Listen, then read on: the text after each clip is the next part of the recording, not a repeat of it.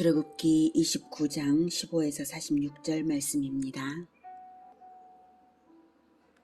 너는 또 순양 한 마리를 끌어오고 아론과 그의 아들들은 그 순양의 머리 위에 안수할지며 너는 그 순양을 잡고 그 피를 가져다가 제단 위에 주위에 뿌리고 그 순양의 각을 뜨고 그 장부와 다리는 씻어 각을 뜬 고기와 그 머리와 함께 두고 그 순양 전부를 제단 위에 불사르라.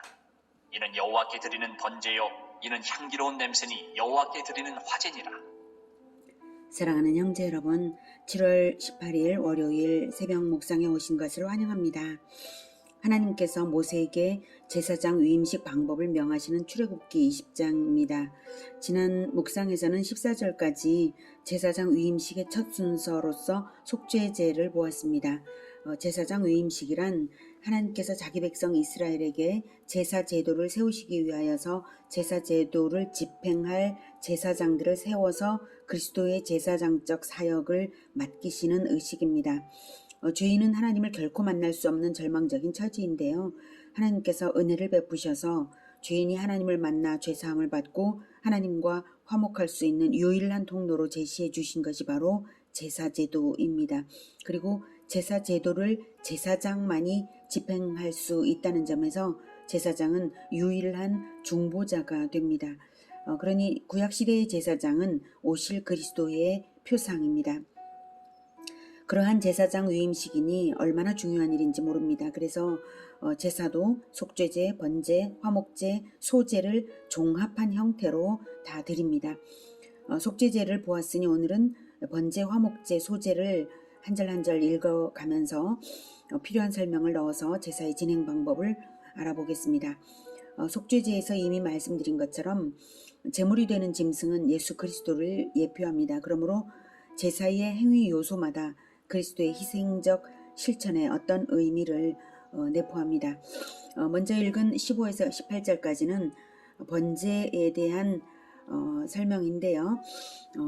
15절에 너는 또 순양 한 마리를 끌어오고 아론과 그의 아들들은 그 순양의 머리 위에 안수할지며, 여기서 안수는 전가 또는 연합의 의미가 있습니다.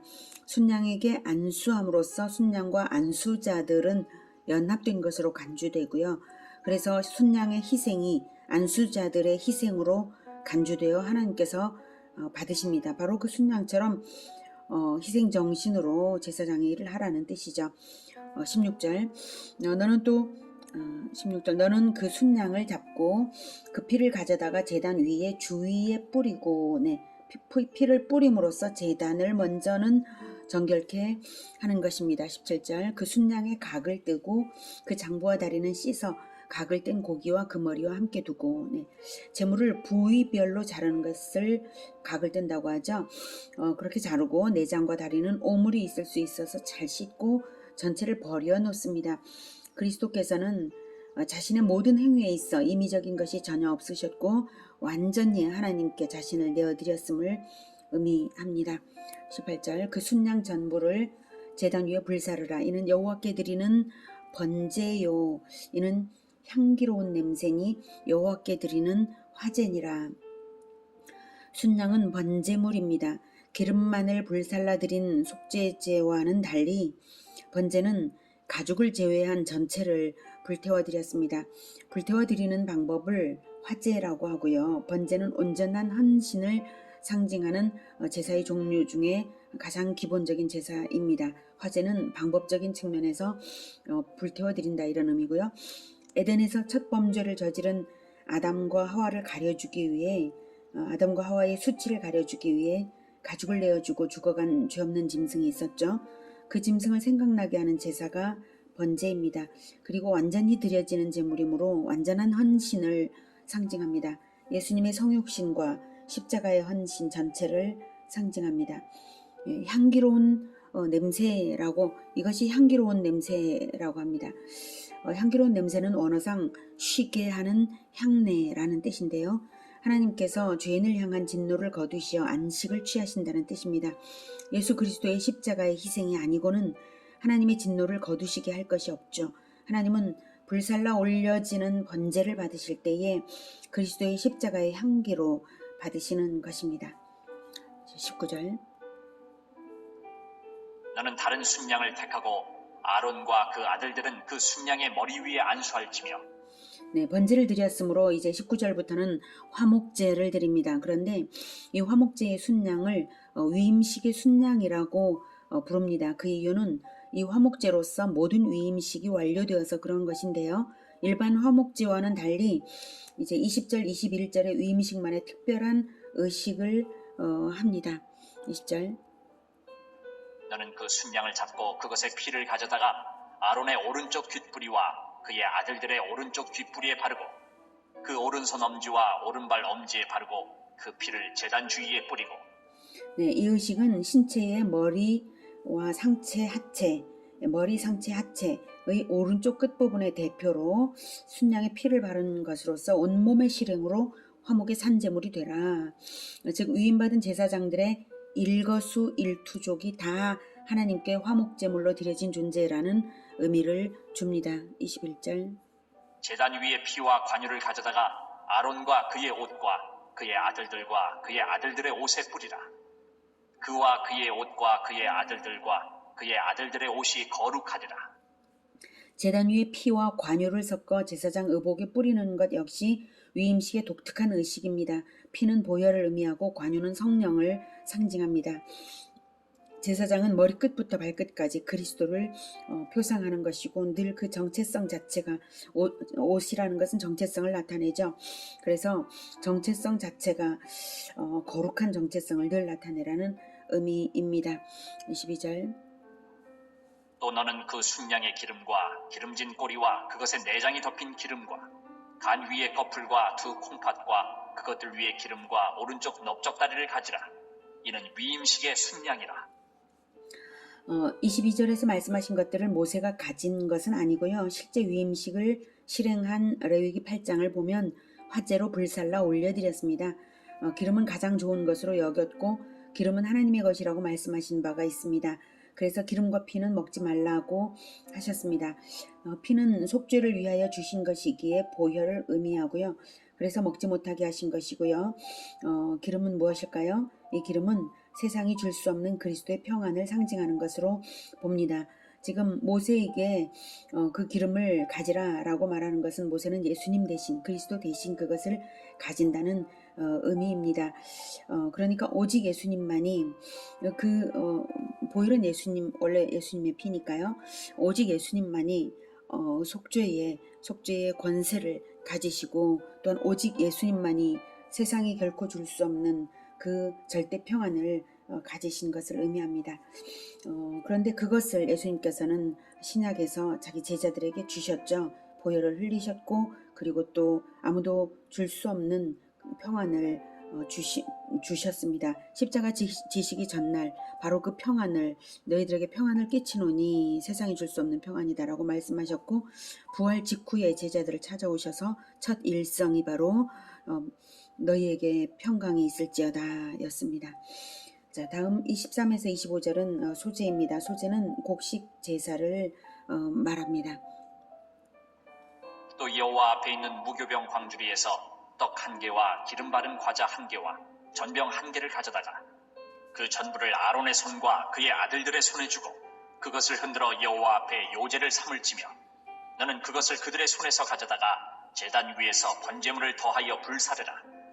이는 여호와 앞에 향기로운 냄새니 곧 여호와께 드리는 화제니라. 무교병은 누룩 없는 떡입니다. 죄 없으신 그리스도 생명의 떡이신 예수님을 상징하고요. 전병이나 과자도 누룩 없는 점은 똑같습니다. 요제는 제물을 흔들었다가 내리는 방식으로 하나님께 드림이 되는 제사 방식입니다. 제사 방식에는 불사르는 화제, 들어올렸다 내리는 거제, 흔들어서 내리는 요제, 포도주를 부어 올리는 전제가 있습니다.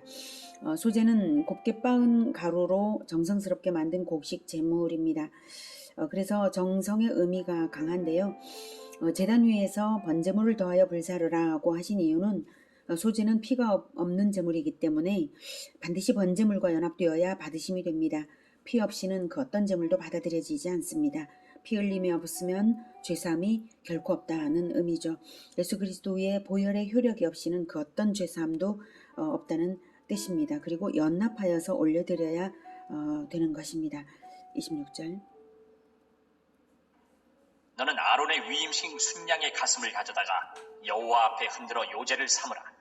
이것이 내 분깃이니라. 너는 그 흔든 요제물 곧 아론과 그의 아들들의 위임식 순양의 가슴과 넓적다리를 거룩하게 하라. 이는 이스라엘 자손이 아론과 그의 자손에게 돌릴 영원한 분깃이요 거제물이니 곧 이스라엘 자손이 화목제의 제물 중에서 취한 거제물로서 여호와께 드리는 거제물이니라. 요제로 올려졌던 가슴 부위와 거제로 올려졌던 넓적다리 부위는 제사장들의 몫으로 주어졌습니다. 이것을 제사장들의 몫으로 구분을 철저히 하라는 명령이십니다. 가장 중요한 부분들이죠. 위임식의 가슴 부위는 모세가 제사장 역할을 했으므로 모세에게 주어졌습니다. 모세는 그리스도를 대표하고요. 29절. 아론의 성인은 후에 아론의 아들들에게 돌릴지니 그들이 그것을 입고 기름 부음으로 위임을 받을 것이며 그를 이어 제사장이 되는 아들이 회막에 들어가서 성소에서 섬길 때에는 이레 동안 그것을 입을지니라. 아론의 옷은 아들에게 물려지게 하신 것은 사명의 계승을 의미합니다. 정체성의 계승 물론이고요. 오직 아론의 가문만이 제사장이 되게 하신 것은 오직 주권적으로 보내신 그리스도만이 영원한 대제사장이 되신다는 것을 의미합니다. 또한 그 사명이 후손에게 계승되는 것은 그리스도의 제자화 명령에 의해 제자의 계보를 따라 지금도 제자와 사명이 계승되는 것과 의미가 같습니다. 예수 그리스도의 그 그리스도적 정체성 그리고 그 사명을 그대로 물려받았다는 그 정체성과 사명을 받는다면 그렇습니다. 31절. 너는 위임식 순양을 가져다가 거룩한 곳에서 그 고기를 삶고 아론과 그의 아들들은 회막문에서 그 순양의 고기와 광주리에 있는 떡을 먹을지라. 화목제물이므로 먹게 하시는 것입니다. 일반 화목제물은 백성들도 먹었는데요. 여기서는 위임식의 화목제물이므로 제사장들이 백성의 자격으로 먹는 것입니다. 33절. 그들은 속제물 곧 그들을 위임하며 그들을 거룩하게 하는 데 쓰는 것을 먹되 타인은 먹지 못할지니 그것이 거룩하기 때문이라. 네, 화목제물인데도 속죄물이라고 말씀하시죠. 그것은 바로 속죄제를 담당할 제사장들이기 때문입니다. 백성들의 속죄제를요. 위임식의 화목제물은 오직 제사장들만 먹게 하신 이유는 제물을 나눠 먹는다는 것은 그 제사에 대한 책임을 진다는 뜻입니다. 위임식의 화목제물이므로 앞으로 제사장으로서 백성들의 속죄제물을 먹는 자가 될 것이고 그것은 헌제자의 죄를 담당하는 자라는 의미가 있습니다. 그렇게 백성의 죄를 담당하는 자로서 거룩하게 세우는 위임식의 화목제물이므로 아무나 못 먹고 제사장들만 먹게 하신 것입니다. 34절. 위임식 고기나 떡이 아침까지 남아있으면 그것을 불에 살을지니 이는 거룩한즉 먹지 못할지니라. 하나님께 드려진 제물은 합당한 사람만 먹을 수 있고 또 남은 것도 불살라서 제물이 다른 목적에 사용되지 못하도록 방지하는 것입니다. 하나님께 드려진 것은 하나님께서 절대로 마귀에게 자기 것을 빼앗기지 않겠다는 의지가 있으십니다. 제물이 드려질 때 실은 하나님은 제물로 대표된 그 사람의 인생을 받으시는 것인데요. 그렇게 제사로서 자기 사역자가 된 자를 마귀에게 절대로 빼앗기지 않으시겠다는 의미가 내포되어 있습니다. 35절. 너는 내가 내게 한 모든 명령대로 아론과 그의 아들들에게 그같이 하여 이레 동안 위임식을 행하되 매일 수송아지 하나로 속죄하기 위하여 속죄제를 드리며 또 제단을 위하여 속죄하여 깨끗하게 하고 그것에 기름을 부어 거룩하게 하라. 너는 이레 동안 제단을 위하여 속죄하여 거룩하게 하라. 그리하면 지극히 거룩한 제단이 되리니 제단에 접촉하는 모든 것이 거룩하리라.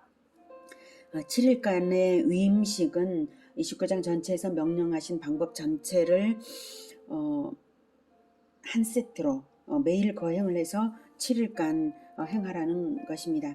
7은 하나님께서 창조하시고 안식하시기까지의 7일을 떠오르게 하는 완전수입니다. 즉 인류 역사 전체가 창조부터 시작해서 마침내 최종적으로 천국의 영원한 안식이 될 것까지를 의미하는 수입니다. 그러므로 7일간의 위임식은 모든 역사 기간 동안 자기 백성을 책임지시는 중보자로서 중단 없는 그리스도의 사역을 의미합니다.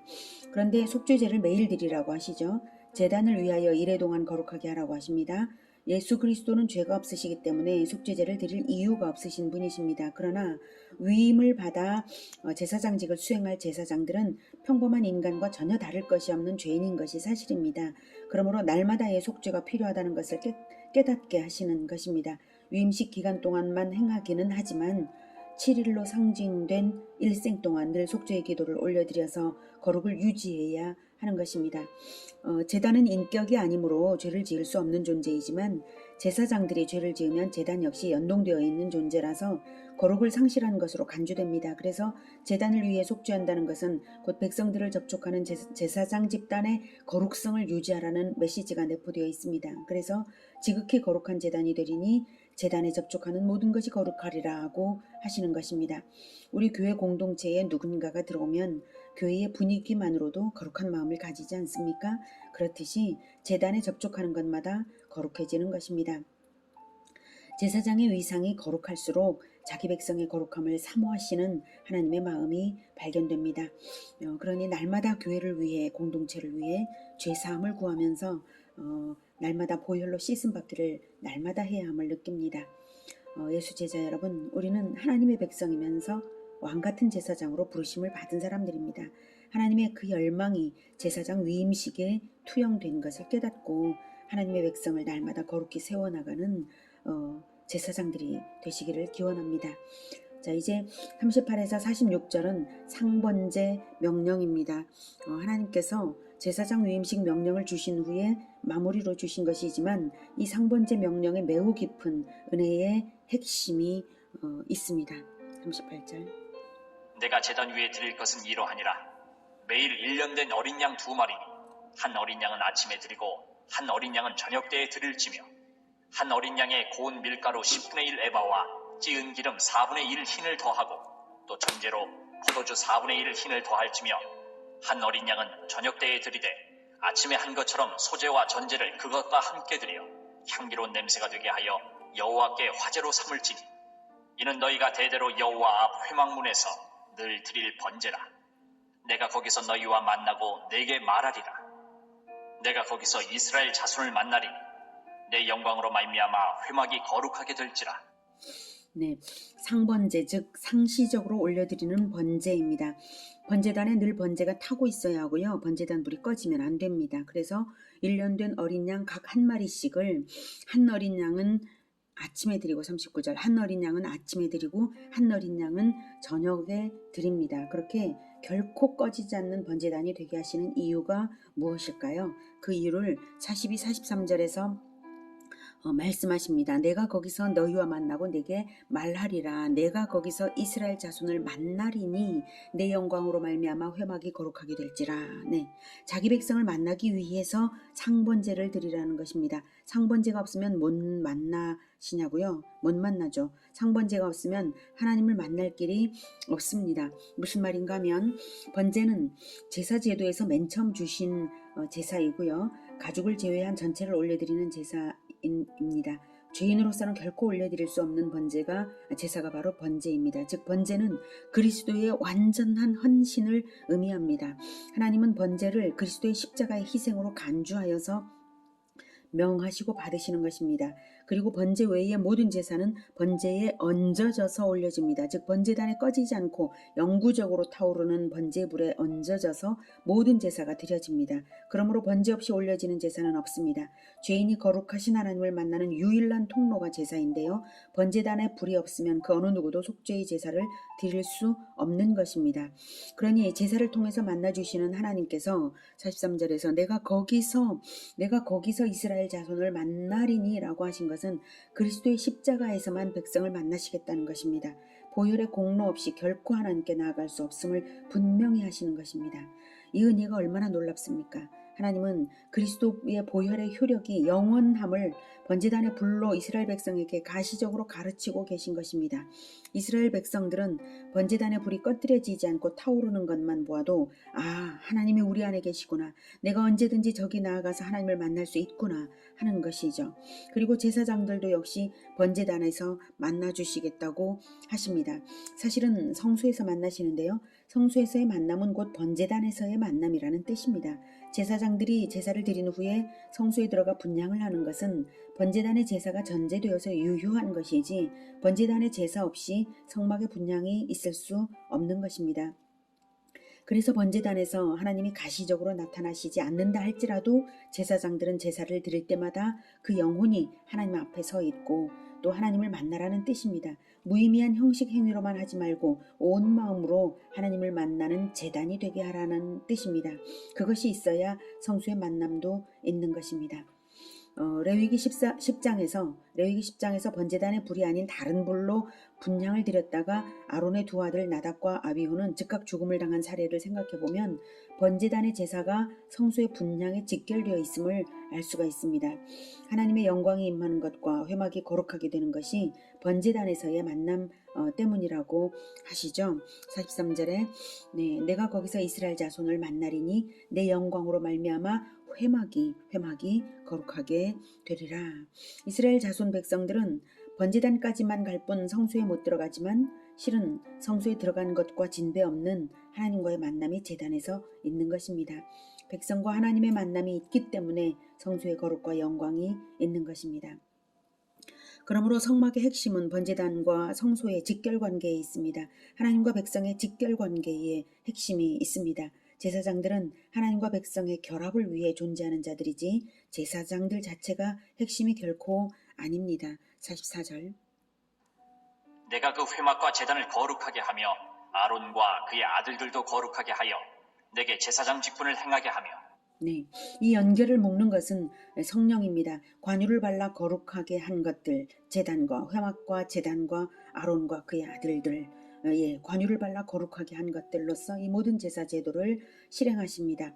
그러니 이 삼위일체 하나님께서 일하시면서 자기 백성을 영원히 만나실 임마누엘을 제사 제도와 성막과 제사장을 통해서 이루고 계신 것입니다.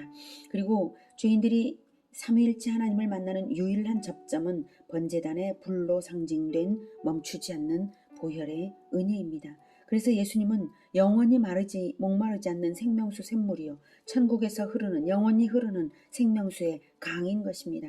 멈추지 않고 끝없이 흐르는 은혜를 번제단에서 쉼없이 타오르는 불로 나타내신 것입니다. 우리의 예배는 거기에 얹어지는 작은 제물입니다. 우리의 의를 가지고 나아갈 수 없으나 그리스도의 보혈에 힘입어서 얹어져서 나아가는 것입니다. 번제의 고결함, 정성스러움, 사랑과 희생의 향기 등을 더하기 위해서 밀가루, 찌은 기름, 그리고 이제 포도주를 더하는 것이 40절에서 있었죠. 한 어린 양의 고운 밀가루 10분의 1 에바와 찌은 기름 4분의 1 흰을 더하고 또 전제로 포도주 4분의 1 흰을 더할지며 에바 흰은 부피를 재는 단위인데요. 10분의 1 에바를 1 오멜이라고 하고요. 10분의 1 에바 한 오멜은 약 2.3리터입니다. 그리고 4분의 1 흰은 약 0.9리터입니다. 이제 45에서 46절은 이 모든 율법을 주신 의를 총괄하고 계십니다. 내가 이스라엘 자손 중에 거하여 그들의 하나님이 되리니 그들은 내가 그들의 하나님 여호와로서 그들 중에 거하려고 그들을 애굽 땅에서 인도하여 낸 줄을 알리라. 나는 그들의 하나님 여호와니라. 지금까지 10계명부터 시작하여서 율법을 주시고 성막과 제사 제도를 주신 것이 언약의 주로서 언약의 대상자인 이스라엘에게 주신 것인데요. 그 언약의 목적을 말씀하신 것입니다. 그것은 바로 이스라엘 자손 중에 거하여서 그들의 하나님이 되고 싶으시다는 것입니다. 그들의 하나님 여호와로서 그들 중에 거하고 싶으시다는 것입니다. 그들의 하나님이 되시려고 이 모든 일을 행하신 것입니다. 하나님의 이 마음을 생각해 보십시오.